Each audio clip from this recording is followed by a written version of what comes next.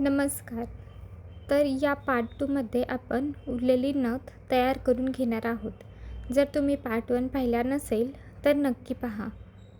आपण या ठिकाणी अशा छोट्या प्रकारचे मणी घेतले आहेत आणि हे मणी आपण नथीमध्ये ओवून घेणार आहोत. तर जी छोटी गेजची तार होती त्या तारेमध्ये आपल्याला हे मणी ओवून घ्यायचे आहेत.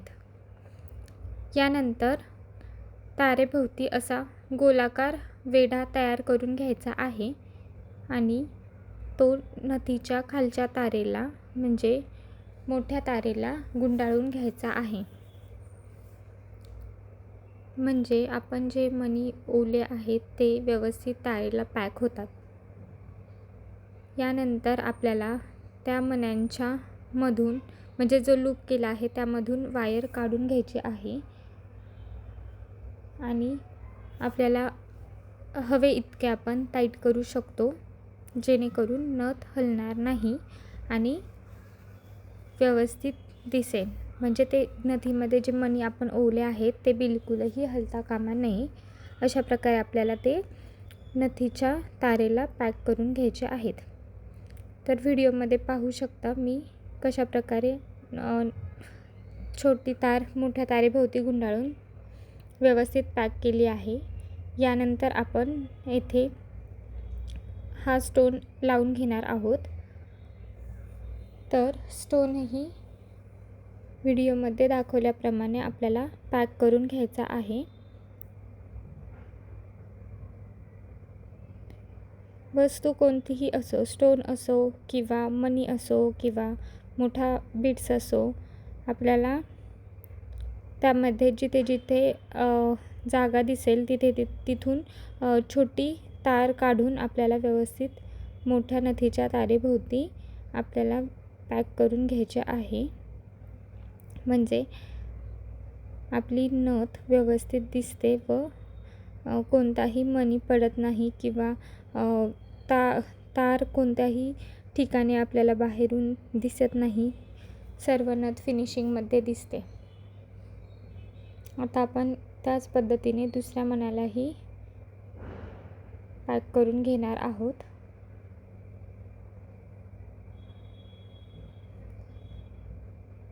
तर तुम्ही व्हिडिओमध्ये पाहू शकता, आपण हे हातानेही पॅक करू शकतो किंवा टूलच्या साहाय्यानेही पॅक करू शकतो. जर तुम्ही नवीन असाल, नवीन शिकत असाल तर तुम्ही सुरुवातीला हाताने सवय लावा. त्यानंतर हळूहळू जशी तुम्हाला टूलची सवय लागेल तसे तुम्ही टूल्सने पॅक करू शकता. टूल्सच्या साहाय्याने फिनिशिंग अगदी व्यवस्थित दिसते.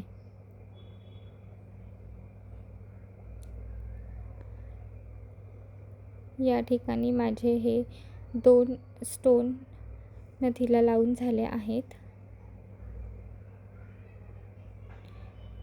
मला थोडीशी हलताना दिसत होती, त्यामुळे मी व्यवस्थित परत बीड्सच्या मधून तार घालून राऊंड करून मोठ्या तारेभोवती गुंडाळून घेतले आहे.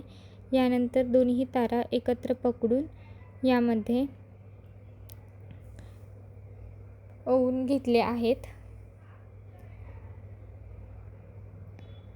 हा जो मोत्यांचा गोल आणि स्टोन म्हणजे मोठा मणी आपण ओवून घेतला आहे. यानंतर पुन्हा आपल्याला मोठ्या तारेच्या भोवतीने छोटी तार व्यवस्थित रॅप करून घ्यायची आहे. हे रॅपिंग झाल्याच्या नंतर आपल्याला ही तार आतल्या साईडूनही थोडीशी काढून आतूनही आपल्याला व्यवस्थित प्रकारे रॅपिंग करून घ्यायचे आहे. तर तुम्ही व्हिडिओमध्ये पाहू शकता मी कशा प्रकारे व्यवस्थित तारेभोवती छोटी तार रॅप करत आहे. ज्या ठिकाणी जास्त मणी असतील त्या ठिकाणी तुम्ही टूल्सचा यूज करा, म्हणजे वर्क अगदी फिनिशिंगमध्ये दिसते.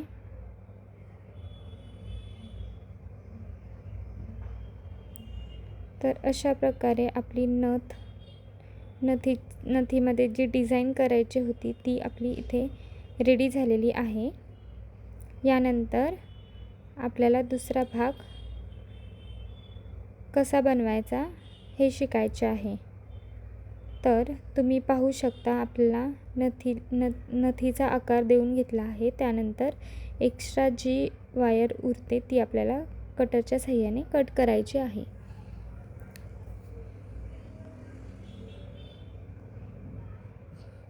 आपल्याला जेवढी नथ बनवायची आहे त्या नथीच्या अंदाजानेच वायर घ्यायची आहे. थोडीशी एक्स्ट्रा घेतली तरी चालेल, परंतु कमी पडता कामा नये. आणि आपण जसे सुरुवातीला लूप बनवले होते तशाच पद्धतीने आपल्याला दुसऱ्या बाजूलाही लूप बनवून घ्यायचे आहे. दोन्ही लूपची तोंडे एकाच बाजूला असायला हवीत, म्हणजे नाकामध्ये घालताना एकमेकावरती एका लूपवर दुसरे लूप ठेवून नथ व्यवस्थित प्रेस करता येते व नाकामध्येही व्यवस्थित बसते. तर तुम्ही पाहू शकता आपण किती सुंदर पद्धतीने अशी ही नथ बनवली आहे. तुम्ही ही नथ बनवायला नक्की ट्राय करा. तुम्ही मागच्या बाजूनेही नथीची फिनिशिंग पाहू शकता. व्हिडिओ आवडला असेल तर मनापासून एक लाईक नक्की करा. थँक्यू.